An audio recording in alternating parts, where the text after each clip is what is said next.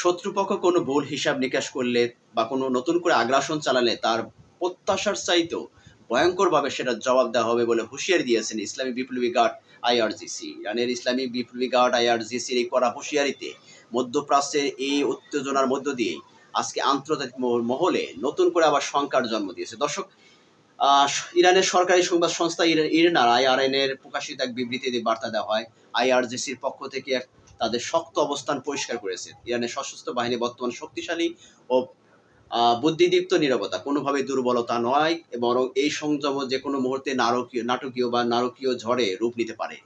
কড়া হুঁশিয়ারি। ইরান স্পষ্টভাবে জানিয়ে দিয়েছে, যুদ্ধবাজ ও প্রতিশ্রুতি ভঙ্গকারী শত্রু কাকে ইন্ডিকেট করে বলছে সেটা তো অবশ্যই বুঝতে পারতেছেন। যদি কোনো ধরনের ভুল পদক্ষেপ নেয় তবে তাদের বিরুদ্ধে কঠোর ব্যবস্থা নেওয়া হবে।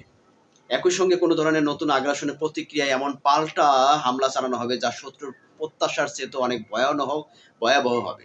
এবং ইরানের সশস্ত্র বাহিনী তাদের দেশের নিরাপত্তা বজায় রাখার জন্য যে কোনো পরিস্থিতির জন্য সম্পূর্ণ প্রস্তুত রয়েছে তারা। বর্তমান মধ্যপ্রাচ্যে এক অস্থিতিশীল পরিস্থিতি বিরাজ করছে। এদিকে দেশগুলোর মধ্যে কূটনীতিক টানাপোড়েন, অন্যদিকে নিরাপত্তা ঝুঁকি নিয়ে উদ্বেগ বাড়ছে। এমত অবস্থায় ইরানের পক্ষ থেকে এই ধরনের হুঁশিয়ারি আন্তর্জাতিক আরও সংঘাতের একটা কড়া বার্তা দিচ্ছে বলে বিশ্লেষকরা মনে করছেন। দর্শক, ইরানে বরাবরই তাদের কৌশলগত ধৈর্যকে আত্মরক্ষার অংশ হিসেবে দাবি করে আসছে। তবে বর্তমানে কঠোর বিবৃতি প্রমাণ করে যে পরিস্থিতি যে কোনো সময় যে কোনো দিকে মোড় নিতে পারে। দর্শক, হঠাৎ করে ইরান কেন বা আইআরসিসির পক্ষ থেকে এই ধরনের বিবৃতি দিল, এই বিবৃতিকে শুনে মধ্যপ্রাচ্য সহকারে আন্তর্জাতিক বিশ্লেষকরা বেশ হতাশাগ্রস্তের মধ্যে পড়ে গেছে যে আসলে ইরান কি চাচ্ছে, আর যুক্তরাষ্ট্র কেন বা ইরানকে নানানভাবে তারা হুমকি দিয়ে যাচ্ছে, এবং সেই হুমকির পাল্টা হুমকি স্বরূপ ইরান যে সমস্ত হুমকি দিয়ে যাচ্ছে সেটা অবশ্যই একটা উদ্বেগের জায়গা। আমরা জানি যে মধ্যপ্রাচ্যের ইরানকে কেন্দ্র করে যুক্তরাষ্ট্র যে সমস্ত পদক্ষেপ নিচ্ছে, এই পদক্ষেপগুলো আগামী দিনে আরও মধ্যপ্রাচ্যকে উত্তেজিত বা উত্তেজনাকর পরিস্থিতি সৃষ্টি করছে, যেটা সারা বিশ্বে ছড়িয়ে পড়ছে। মধ্যপ্রাচ্যের অশান্তি মানে সারা বিশ্বের অর্থনৈতিক সংকটের কারণ হচ্ছে যে কোনো দেশের যে কোনো সময় রাজনৈতিক পরিস্থিতি অন্যদিকে যেতে পারে।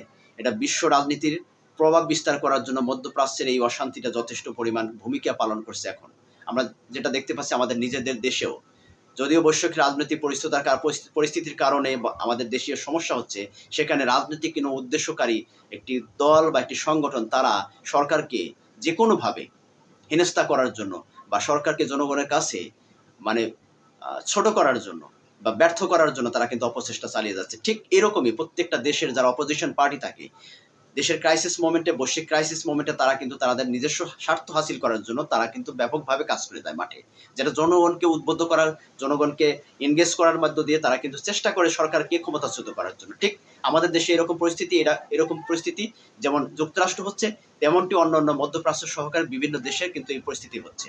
তবে ইরানের এই হুমকিকে কেন্দ্র করে আজকে শুধু মধ্যপ্রাচ্য না, সারা বিশ্বের প্রভাব ছড়িয়ে পড়ছে। বিশ্লেষকরা মনে করছে যে ইরানের আজকের এই পাল্টা হুমকির একমাত্র কারণ হচ্ছে যুক্তরাষ্ট্রের প্রেসিডেন্ট ডোনাল্ড ট্রাম্প। তিনি এক সময় যে সমস্ত বিবৃতি দিয়ে যান বা এক সময় যে সমস্ত কথাবার্তা বলে যান, সেই কথার পাল্টা হুমকি স্বরূপে জবাব দেওয়া হয়েছে। দর্শক, আসলে বিদ্যুৎ চলে যাওয়ার কারণে ভিডিওটা সম্পন্ন করতে পারলাম না, আমি আন্তরিকভাবে দুঃখিত। তবে কোনো এক ভিডিওতে আপনাদের সাথে বিষয়ে আবার বিস্তারিত আলোচনা করব। ভালো থাকবেন সবাই, সুস্থ থাকবেন। আল্লাহ হাফিজ। আসসালামু আলাইকুম।